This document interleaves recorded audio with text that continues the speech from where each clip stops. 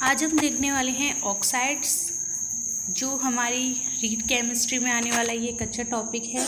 Oxides क्या होते हैं, ऑक्साइड की रासायनिक प्रकृति क्या होती है, उसके प्रकार कितने होते हैं, ऑक्साइड्स जो होते हैं उनकी अभिक्रियाएं देखेंगे। उसके अलावा हम देखेंगे सामान्य ऑक्साइड, परऑक्साइड, सुपर ऑक्साइड्स, इन सब चीज़ों के बारे में। तो आज हम स्टार्ट करते हैं। ऑक्साइड्स क्या होते हैं? ऐसे यौगिक जिनमें कम से कम एक ऑक्सीजन परमाणु उपस्थित हो ऑक्साइड कहलाते हैं। जैसे कार्बन मोनोऑक्साइड जिसे हम CO कहते हैं, कार्बन डाइऑक्साइड जिसे हम CO2 कहते हैं, मैग्नीशियम ऑक्साइड इसे MgO कहते हैं, सोडियम ऑक्साइड जिसे Na2O कहते हैं। अब इन कार्बन मोनोऑक्साइड में भी ऑक्सीजन है, कार्बन डाइऑक्साइड में भी ऑक्सीजन है, मैग्नीशियम ऑक्साइड में भी एक ऑक्सीजन आपको देखने में मिल रही है, सोडियम ऑक्साइड में भी एक ऑक्सीजन आपको देखने में मिल रही है। तो ऑक्साइड्स ऐसे यौगिक होते हैं जिनमें कम से कम एक ऑक्सीजन परमाणु उपस्थित हो। लेकिन अब हमारे पास क्वेश्चन आता है कि ऐसा कौन सा तत्व है जिसका कोई भी ऑक्साइड नहीं होता? तो जी हाँ, हमारे पास फ्लोरीन एकमात्र ऐसा तत्व है जिसका कोई ऑक्साइड नहीं होता, क्योंकि फ्लोरीन की विद्युत ऋणता ऑक्सीजन से अधिक होती है। जो हमारा फ्लोरीन होता है उसकी विद्युत ऋणता ऑक्सीजन से अधिक होने के कारण फ्लोरीन का कोई भी ऑक्साइड नहीं होता। अगर हम रासायनिक प्रकृति की बात करें तो रासायनिक प्रकृति के आधार पर हमारे जो ऑक्साइड होते हैं वो 4 प्रकार के होते हैं: अम्लीय ऑक्साइड, क्षारीय ऑक्साइड, उभयधर्मी ऑक्साइड और उदासीन ऑक्साइड। अम्लीय ऑक्साइड ऐसे ऑक्साइड जो अम्ल से क्रिया करके जल का निर्माण करते हैं, अम्लीय ऑक्साइड कहलाते हैं। क्षारीय ऑक्साइड ऐसे ऑक्साइड जिनसे जल से क्रिया कराने पर क्षारों का निर्माण होता है, वो क्षारीय ऑक्साइड कहलाते हैं। उभयधर्मी ऑक्साइड जो होते हैं वो अम्लीय और क्षारीय दोनों गुण दर्शाते हैं। जबकि उदासीन ऑक्साइड ऐसे होते हैं जो तो ना तो अम्लीय होते हैं और ना क्षारीय गुण दर्शाते हैं, वो उदासीन होते हैं। जैसे कि हमारा H2O शुद्ध जल जो होता है वो एक उदासीन ऑक्साइड का उदाहरण होता है। तो हम रासायनिक प्रकृति के आधार पर ऑक्साइड्स के प्रकार को आगे पढ़ेंगे। अम्लीय ऑक्साइड क्या होता है? ऐसे ऑक्साइड जो जल से क्रिया करके अम्ल का निर्माण करते हैं, अम्लीय ऑक्साइड कहलाते हैं। अम्लीय ऑक्साइड अधात्विक होते हैं। तो जी हाँ, हमारे अम्लीय ऑक्साइड का गुण क्या होता है? अम्लीय ऑक्साइड अधात्विक होंगे। जितनी भी अधातुएं होंगी वो सभी अम्लीय ऑक्साइड होंगी। या फिर जैसे कि CO2, SO2, SO3, NO2, sulphur dioxide, carbon dioxide, ये सभी हमारी क्या है? अम्लीय ऑक्साइड है जो कि अधात्विक है। अगर हम CO2 की रिएक्शन करवाते हैं H2O के साथ, यानी कि कार्बन डाइऑक्साइड की अभिक्रिया जब हम जल के साथ कराते हैं, ऑक्साइड की अभिक्रिया जब हम जल के साथ कराते हैं तो हमें अम्ल मिलता है H2CO3। इसको हम बोलते हैं कार्बोनिल अम्ल। जब हम जल की क्रिया SO3 के साथ करवाते हैं तो हमें H2SO4 यानी कि सल्फ्यूरिक अम्ल मिलता है। यानी कि ऑक्साइड की क्रिया जल से कराने पर अम्ल का निर्माण हुआ है, H2SO4 को हम कहते हैं सल्फ्यूरिक अम्ल। ऐसे ही हम H2 की क्रिया जब SO2 के साथ करवाते हैं, सल्फर डाइऑक्साइड के साथ करवाते हैं, तो हमारा H2SO3 सल्फ्यूरस अम्ल का निर्माण होता है। और हम जब H2 की क्रिया NO2 नाइट्रस ऑक्साइड के साथ करवाते हैं तो हमारा HNO3 नाइट्रिक अम्ल का निर्माण होता है। तो हम देख सकते हैं कि ये सभी हमारे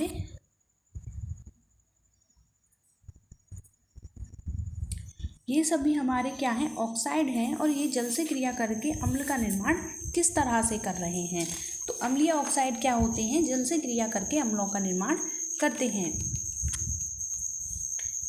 अब हम हमारा नेक्स्ट देखते हैं क्षारीय ऑक्साइड या एल्कली ऑक्साइड। क्षारीय ऑक्साइड को हम एल्कली ऑक्साइड भी कहते हैं। ऐसे ऑक्साइड जिनकी जल से क्रिया कराने पर क्षारों का निर्माण होता है, क्या कहलाते हैं? हमारे क्षारीय ऑक्साइड कहलाते हैं। क्षारों का निर्माण करते हैं ये जल से क्रिया करने के पश्चात। ये धात्विक ऑक्साइड होते हैं। और जो हमारे अम्लीय ऑक्साइड थे वो थे हमारे अधात्विक ऑक्साइड, और जो हमारे क्षारीय ऑक्साइड होते हैं वो हमारे धात्विक ऑक्साइड होते हैं। मतलब जितनी की धातुएं होती हैं, धातुएं कौन सी होती हैं? क्षारीय वर्ग की धातुएं, क्षारीय मृदा वर्ग की धातु हैं, जैसे कि एस ब्लॉक के जो एलिमेंट होते हैं वो जैसे कि हलीना की रब से फरियाद, बेटा मांगे कन्या सुंदर, तो जो क्षार धातु हैं वो क्षारीय मृदा धातु हैं, ये सभी मिलके जल के साथ क्रिया करती हैं और जल के साथ क्रिया करके क्षारीय ऑक्साइड बनाती हैं, जैसे N2O sodium oxide. Sodium oxide क्या है? एक क्षारीय ऑक्साइड है। MgO magnesium oxide, CaO calcium oxide. अब हम देखते हैं कि किस तरह से ये रिएक्शन करते हैं। इसमें हम देखते हैं कि जैसे ही जल के साथ क्रिया होती है N2O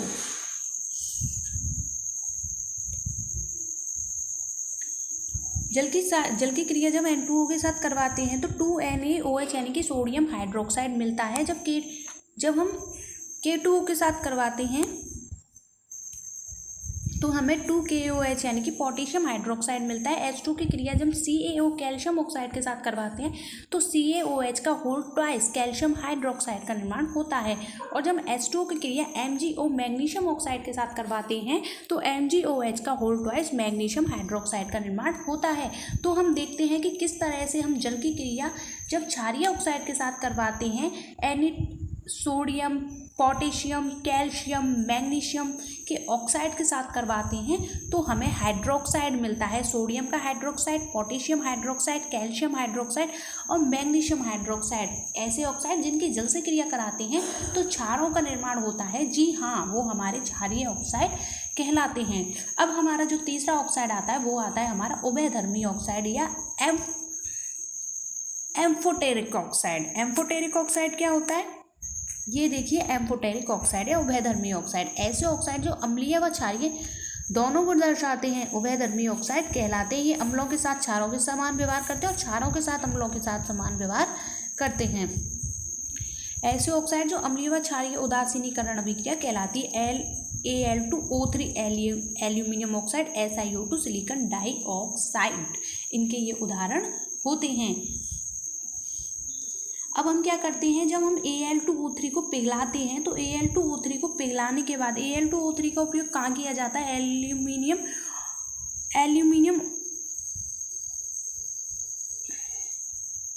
oxide Al2O3 aluminium oxide का प्रयोग हम कहाँ करते हैं? जब हम Al2O3 को पिघलाते हैं तो पिघलाने के बाद इसका प्रयोग हम रेल की पटरियों में आई दरार को भरने में करते हैं। जी हाँ, जब रेल की पटरियों में दरार आ जाती है तो उस दरार को भरने में Al2O3 एल्यूमिनियम ऑक्साइड को पिघलाकर इसका उपयोग किया जाता है। ऐसे ही SiO2 जो हमारा SiO2 सिलिकॉन डाइऑक्साइड है, सिलिकॉन डाइऑक्साइड का जो होती है SiO2 जो होती है सिलिका होती है, इसे हम रेत भी कहते हैं। बजरी के रूप में भी इसका उपयोग किया जाता है। इसका उपयोग धातु कर्म जो होते हैं उसमें फ्लक्स के रूप में किया जाता है, यानी कि गालक के रूप में किया जाता है। अब ये फ्लक्स या गालक क्या होता है? खनिजों से अयस्क व अयस्कों से शुद्ध धातु अलग करने की क्रिया ही धातु कर्म कहलाती है। अब क्या होता है कि खनिजों में जो हमारे खनिज होते हैं उनमें कुछ जटिल अगलनीय अशुद्धियाँ होती हैं। इन अगलनीय अशुद्धियों को अलग करने के लिए या गलाने के लिए जो काम में आते हैं पदार्थ, उन्हें हम गालक कहते हैं, जिससे खनिजों में जो अशुद्धियाँ होती हैं वो गल जाती हैं। तो गालक जो होता है उसका उपयोग हम वहाँ पे करते हैं। और सिलिकॉन डाइऑक्साइड जो होती है इसके उपयोग में सहायक है। अब हमारा जो ऑक्साइड आता है वो आता है उदासीन ऑक्साइड या न्यूट्रल ऑक्साइड। ये देखेंगे हम उदासीन ऑक्साइड या न्यूट्रल ऑक्साइड क्या होता है। ऐसे ऑक्साइड जो ना तो अम्लीय होते हैं और ना ही क्षारीय होते हैं वो उदासीन ऑक्साइड कहलाते हैं। जैसे कि सीधा सा एग्जांपल आप सब जानते ही हैं, जो हमारा जल है वो उदासीन होता है, लेकिन शुद्ध जल, कैसा जल? शुद्ध जल कैसा होता है? हमारा उदासीन ऑक्साइड का उदाहरण होता है। उसके अलावा कार्बन मोनोऑक्साइड CO, जी हाँ, कार्बन मोनोऑक्साइड क्या है? न्यूट्रल ऑक्साइड है। उसके बाद हम एक नई चीज़ पढ़ते हैं, सब ऑक्साइड या उप ऑक्साइड। ये सब ऑक्साइड, उप ऑक्साइड क्या होते हैं? ये अरस समीकरण मितीय नॉन स्टोइचियोमेट्रिक यौगिक हैं। इन ऑक्साइडों में ऑक्सीजन परमाणु की संयोजकता अन्य परमाणु की तुलना में बहुत कम होती है। अब ये नॉन स्टोइचियोमेट्रिक यौगिक क्या होते हैं? नॉन स्टोइचियोमेट्रिक क्या होते हैं? जो हमारी बेसिकली बैलेंसी होती है, उस बैलेंसी से जब बहुत कम बैलेंसी पर धातुओं की संयोजकता हो जाती है तो उसे अरस समीकरण कहते हैं।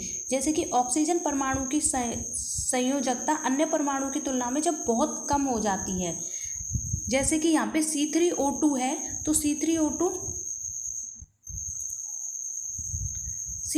देख रहे हैं हम। C3O2 में कार्बन जो होती है उसकी 4 होती है, जब उसकी हमने 3 से इंटू करते हैं और x के निकालते हैं, इससे 2 से इंटू करके बराबर 0 करते हैं, तो हम देखते हैं कि हमारी जो बैलेंसी आती है वो आती है -12। तो -12/2 करेंगे तो -6 आएगी। तो ये जो बैलेंसी है ये हमारी बैलेंसी नॉर्मल बैलेंसी से बहुत कम आ रही है। जो नेचुरल नेचर है उस नेचुरल नेचर से थोड़ा अलग नेचर बिहेवियर दिखा रहा है, तो इसे हम असमीकरणमिति कहते हैं। अब हम ऑक्साइडों के प्रकार देखते हैं।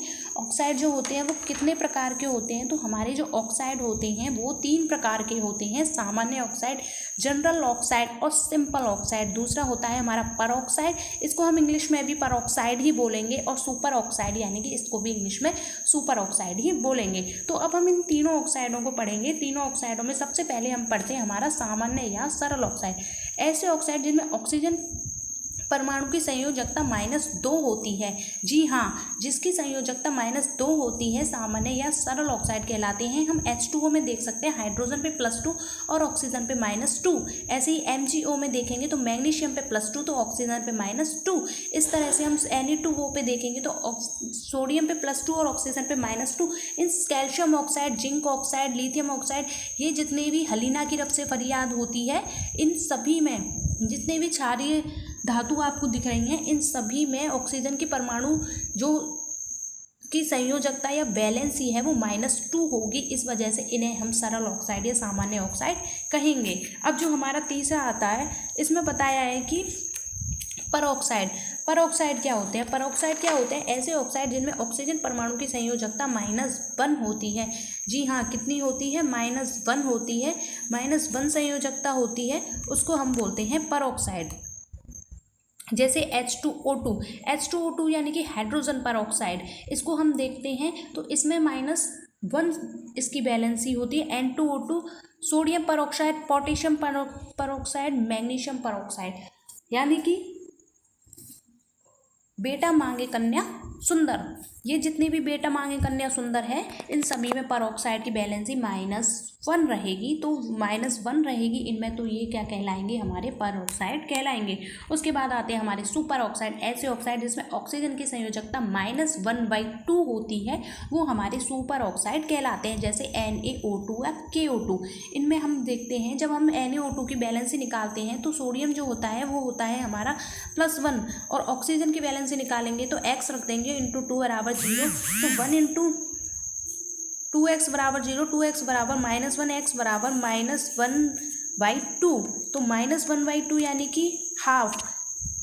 तो हमारी जो बैलेंसी निकली है ऐसे ऑक्साइड में ऑक्सीजन की संयोजकता -1/2 होती है, सुपर ऑक्साइड कहलाते हैं। ऐसे हम KO2 की भी निकालेंगे तो इसमें -1/2 होगी। ये हमारा टॉपिक इतना खत्म होता है। ये हमारा टॉपिक जो है ऑक्साइड यहीं पे फिनिश होता है। हमने इसमें पढ़ लिया सब कुछ। ऑक्साइड क्या होते हैं? फ्लोरीन जो होता है वो एकमात्र ऐसा यौगिक है जो किसी भी ऐसा तत्व है जिसका कोई भी ऑक्साइड नहीं होता है। रासायनिक प्रकृति के आधार पर हमने ऑक्साइडों के प्रकार देखे, जिसमें हमने देखा अम्लीय ऑक्साइड ऐसे ऑक्साइड जो जल से क्रिया करके अम्ल का निर्माण कर रहे थे, वो अम्लीय ऑक्साइड कहलाते हैं। अम्लीय ऑक्साइड जो थे हमारे वो अधात्विक ऑक्साइड थे। उसके बाद हमने पढ़ा हमारे क्षारीय ऑक्साइड जो होते हैं वो धात्विक ऑक्साइड कहलाते हैं। ऐसे ऑक्साइड जिनकी जल से क्रिया करने के बाद क्षार का निर्माण करते हैं वो हमारे क्षारीय ऑक्साइड कहला रहे थे। उसके बाद हमने पढ़ा था उभयधर्मी ऑक्साइड। ऐसे ऑक्साइड जो अम्लीय व क्षारीय दोनों गुण दर्शा रहे थे उन्हें हम उभयधर्मी ऑक्साइड कह रहे थे। उदासीनीकरण अभिक्रिया हमने पढ़ी। फ्लस्क के बारे में जाना। गालक क्या होता है? उदासीन ऑक्साइड क्या होते हैं? शुद्ध जल जो होता है वो एक उदासीन ऑक्साइड का उदाहरण होता है। सब ऑक्साइड क्या होते हैं? ऑक्साइड के हमने प्रकार देखे, जिसमें सामान्य ऑक्साइड क्या होती है? ऐसे ऑक्साइड जिसमें ऑक्सीजन की संयोजकता -2 होती है वो हमारे सामान्य ऑक्साइड कहला रहे थे।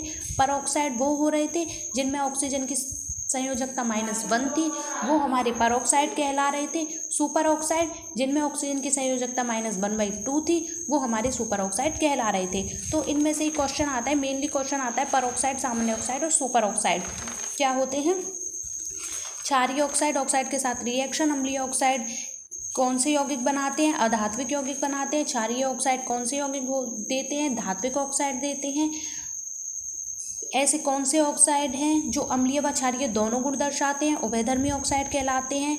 ऐसे ऑक्साइड जो ना तो अम्लीय होते हैं ना ही क्षारीय होते हैं, वो कौन से ऑक्साइड कहलाते हैं? उदासीन ऑक्साइड कहलाते हैं। उसके अलावा परऑक्साइड जो होती है उनमें ऑक्सीजन की वैलेंसी कितनी होती है? -1 होती है। सुपर ऑक्साइड में ऑक्सीजन की वैलेंसी कितनी होती है? -1/2 होती है। तो थैंक यू सो मच। हमारा ये आज ऑक्साइड टॉपिक है वो यहीं पे फिनिश होता है। अब मिलते हैं हम नेक्स्ट टॉपिक के साथ, केमिस्ट्री के carbon and its compound. Thank you so much.